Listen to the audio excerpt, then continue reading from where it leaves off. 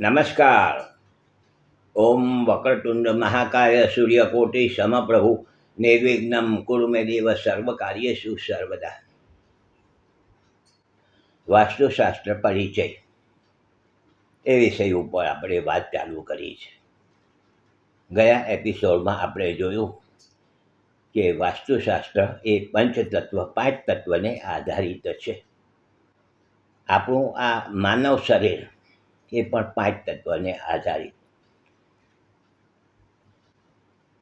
આકાશ તત્વ, અગ્નિ તત્વ, જળ તત્વ, પૃથ્વી તત્વ. હવે આ રીતે પાંચ તત્વને આપણે છે અને વાસ્તુશાસ્ત્ર પણ પાંચ તત્વને આધારિત ગણાયેલું છે.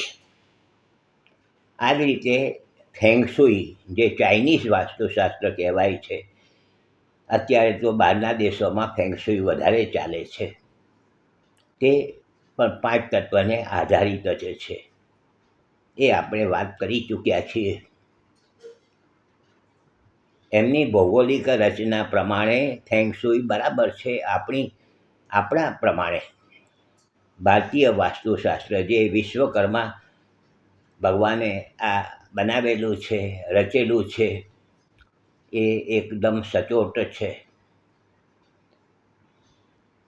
આપણે રહેણીકરણની જો વાસ્તુને અનુરૂપ બનાવી દઈએ, બને એટલું બનાવીએ, એવું નથી કહેતો કે આપણે વાસ્તુશાસ્ત્ર મુજબ જ બને, કારણ કે આજના સમયમાં વાસ્તુ પ્રમાણે બરાબર બધી રીતે બનાવવું એ બની શકે એવું નથી. આજે તો મોટા ભાગના લોકો ફ્લેટમાં રહેતા થઈ ગયા છે. ફ્લેટમાં રહે, જગ્યાઓ પણ જેને કહેવાય કે બિલ્ડર લોકોએ પોતાની રીતે બનાવેલી હોય છે અને વાસ્તુની દોષ તો રહી જ જાય છે. મેં વર્ષોના અનુભવે આ બધું જોયું છે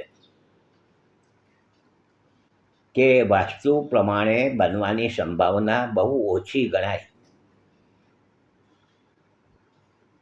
તો આપણે જે રહીએ છીએ, વાસ્તુશાસ્ત્ર જે ઘરમાં રહીએ છીએ, જ્યાં કામ કરીએ છીએ, તો બની શકે એટલું તો આપણે આપણી રીતે થોડા ફેરફાર કરી શકીએ છીએ. એ આપણા હાથની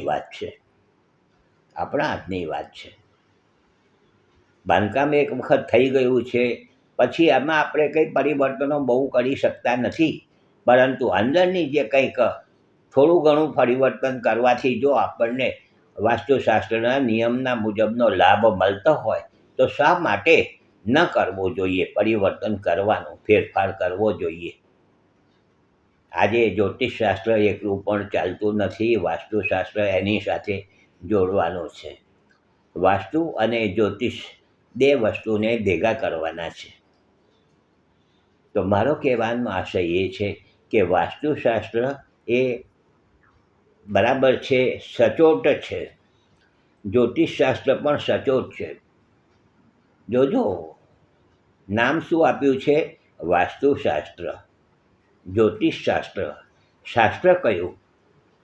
અને શાસ્ત્રને અનુરૂપ, કારણ કે શાસ્ત્રમાં બધા નિયમો બનાવ્યા છે અને એને અનુરૂપ આપણે કંઈક પણ એના નિયમના પ્રમાણે આપણે થોડાક પરિવર્તનો કરીએ, એના પ્રમાણે થોડુંક ચાલવાની કોશિશ કરીએ, તો મને એમ લાગે છે કે આપણા જીવનમાં સુખ શાંતિનો જે અનુભવ થવો જોઈએ તે ચોક્કસ થતો હોય છે. 100%ની વાત છે. તો વાસ્તુશાસ્ત્ર પરિચય આપતા પહેલાં મારે વાસ્તુશાસ્ત્રના ગુણગાન તો ગાવા જ જોઈએ. જેમ આપણે કોઈ શાસ્ત્ર હોય કે ભાઈ ગીતા વાંચીએ છીએ, તેનું મહાત્મ્ય પહેલાં છે કે ભાગવત છે, વાંચીએ, ભાગવતનો પાઠ કરીએ, તેનું મહાત્મ્ય પણ હોય. તો આ વાસ્તુશાસ્ત્રનું મહાત્મ્ય છે એમ કરીને મેં આ થોડી વાત કરી છે કે લોકોને આ બધી વાત કરવાથી થોડી શ્રદ્ધા બેસે અને થોડુંક કદાચ એમાં પોતાના રહેણીકરણીમાં જો પરિવર્તન કરશે તો મને એમ લાગે છે કે કંઈક જે ખૂટે છે તે ચોક્કસ થોડા ઘણા અંશે દૂર તો થશે જ. એ 100%ની વાત છે. કાલે પાછા મળીશું. જોડાયેલા રહેજો. આપને આ વસ્તુ બરાબર સારી લાગતી હોય ચોક્કસ લાઈક કરજો, શેર કરજો અને બીજાને જોવાની ભલામણ કરજો. હસમુખલાલ ઝવેરીના સૌને નમસ્કાર. જય શ્રી કૃષ્ણ. ઓમ નમઃ શિવાય.